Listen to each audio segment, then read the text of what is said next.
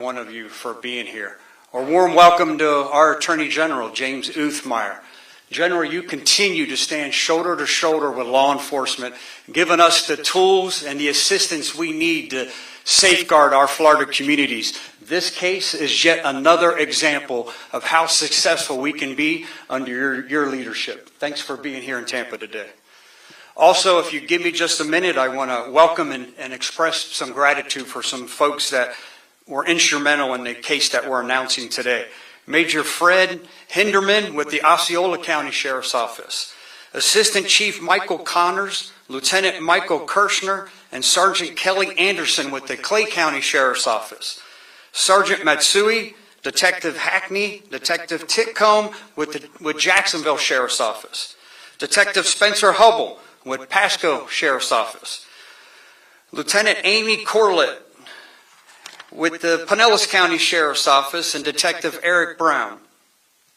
Supervisory Special Agent Joshua Rios, Special Agent Jackson Athade with the Florida Department of Law Enforcement. And two of our corporate partners, Mr. Art Lazo, Vice President of Asset Protection with Speedway 7-Eleven, and Mr. Kelly Harrington, Director of Asset Protection with Racetrack. I want to thank all of you for being here today. Every single individual that I've announced their presence here today, and their organizations, along with organizations, some of them that weren't able to be here today, were instrumental, critical in the dismantling of an organized criminal enterprise that was responsible for 350 diesel fuel thefts at 70 locations throughout 70 different locations at 13 different counties. Let me repeat that because I butchered it up. These individuals are responsible for 350 diesel fuel thefts at 70 locations within 13 counties across this great state. They're responsible for stealing and the theft of 185,000 gallons of diesel fuel with a retail value of about a $650,000 loss. Their crime spree is now over. Operation Van Diesel started about 6 months ago. Our office was notified from some fuel centers here in Hillsborough County that they had discrepancy of fuel on hand. Fuel that was supposed to be on hand versus what was actually on hand. The case was turned over to our organized crime unit, who immediately observed that this was a trend. This wasn't just a single theft, it was multiple thefts. Cooperating with several agencies throughout the state of Florida, saw that this was a trend that was occurring throughout Florida, and you'll see that on the map that's being shown. So as they're conducting surveillance and working with every partner that you see here, they started identifying a trend. Most of the thefts occurred late at night.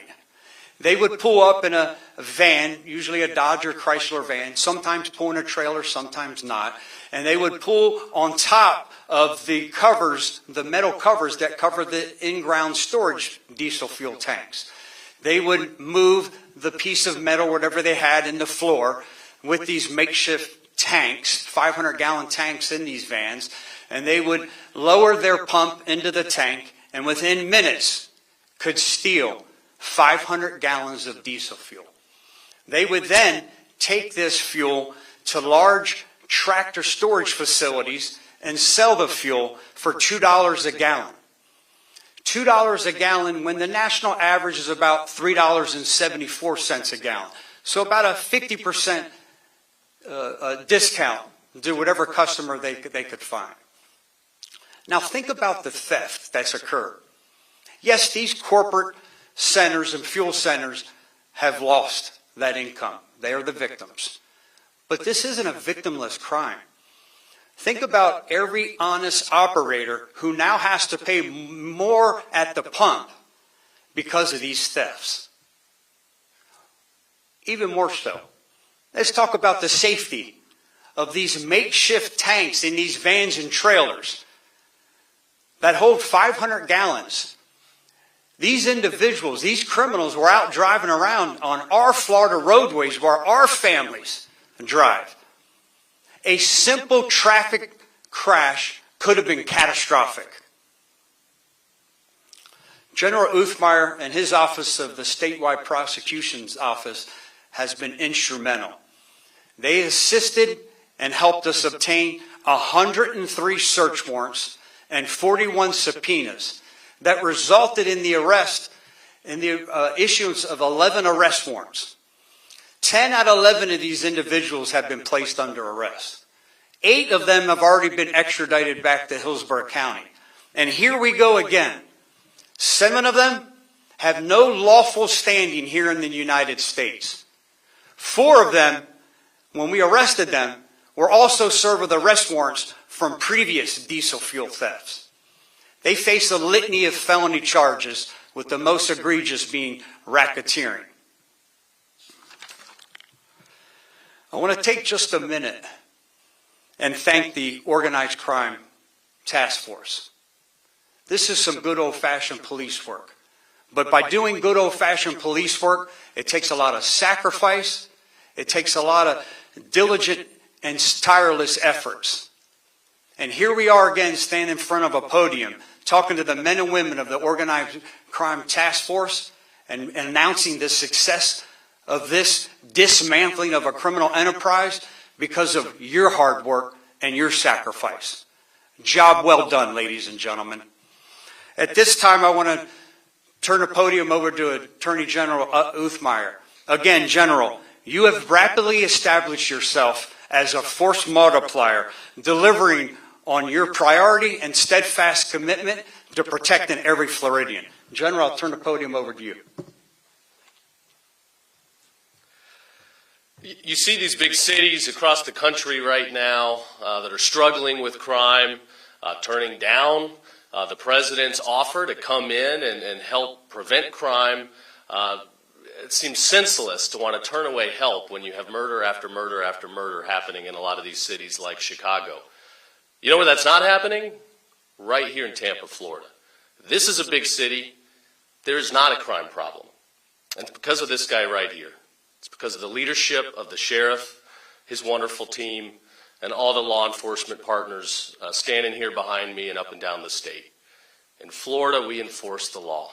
It's just that simple. And today is another great example of enforcing the law.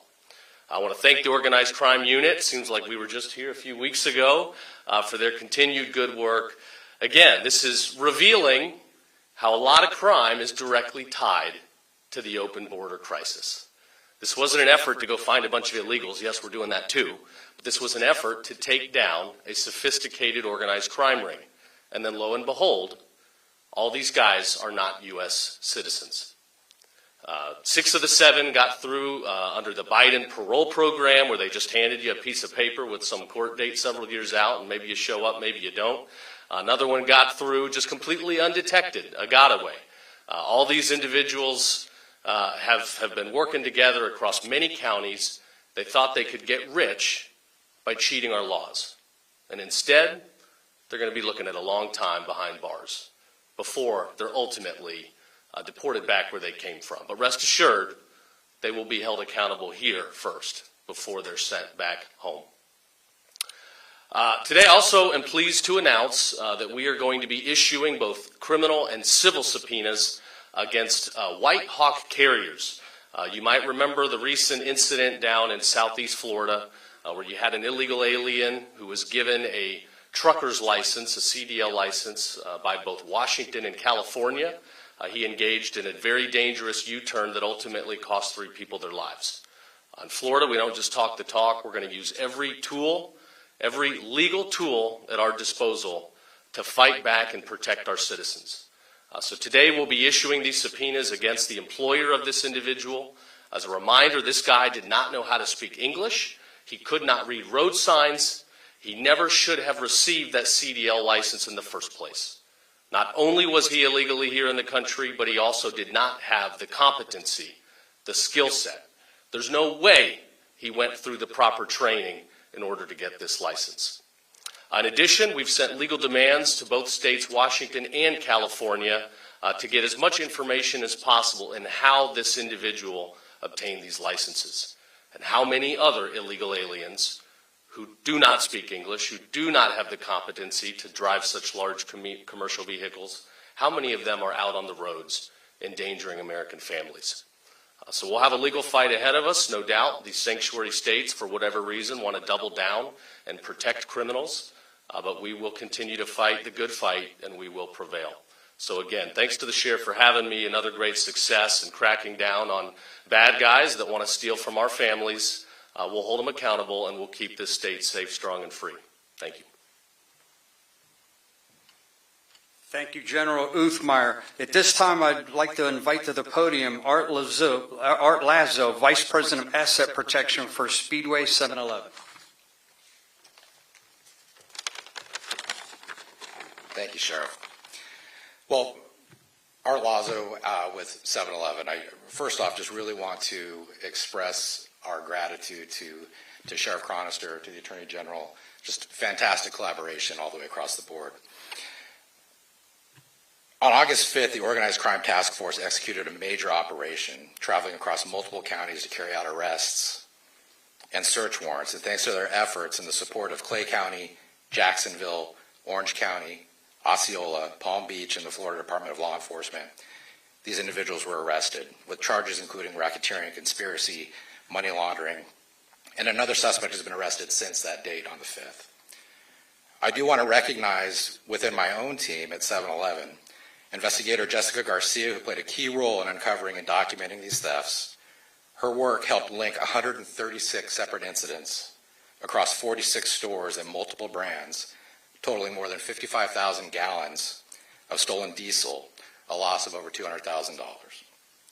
The collaboration was key from the beginning. We worked closely with investigators at Racetrack. I want to thank Investigator Katie McCroskey and Kelly and his team for their openness and collaboration.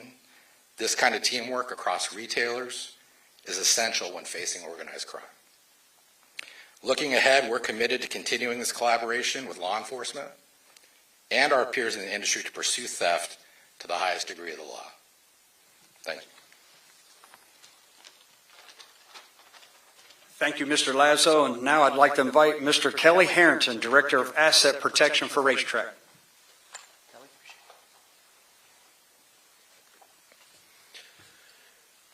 Good morning, everyone. My name is Kelly Harrington, and I'm the Director of Asset Protection for Racetrack, Inc. I'm honored to stand here today representing Racetrack alongside of General Uthmeier, Sheriff Chronister, and many other law enforcement professionals from across the state of Florida. I'm sure most of you are familiar with Racetrack, since no state has more racetracks than the Sunshine State with over 250 locations. We've called Atlanta home since 1976, and we're set to unveil our 600th store in the company this fall. I've served as Racetrack's Director of Asset Protection for several years, since 2022, and I can assure you that our company places the safety and well-being of our guests and team members as our top priority. Any criminal activity doesn't just hurt Racetrack and the communities that we faithfully serve, but it creates real safety risk for our team members and our guests.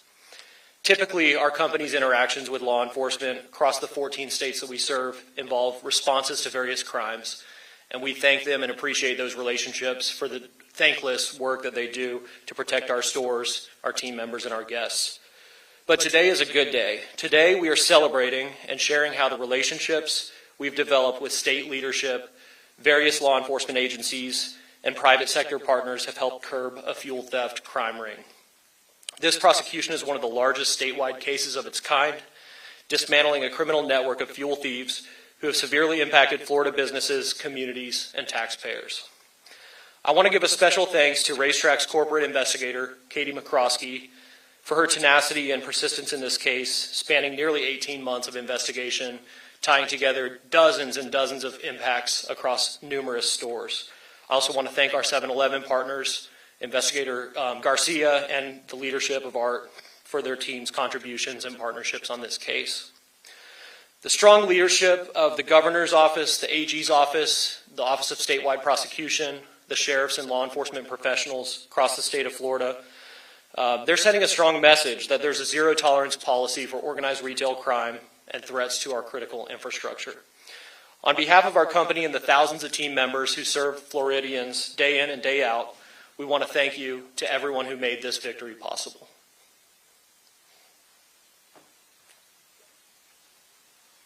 Thank you, Mr. Harrington. At this time, we'll take any questions. Do you know how long this may be going on for? Certainly longer than the 6 months. I think it took some time to catch up for these retailers to discover the fact that they had such large discrepancies. Not 5 gallons, 10 gallons here, but 500,000 gallons. Sometimes they'd visit the same store, and their method of operation would be go late at night. And the tanks are usually stationed away. And here's the reason why. You can't have them close to the dispensary tanks or the pumps, because every time a tanker would pull in, it would shut the business down.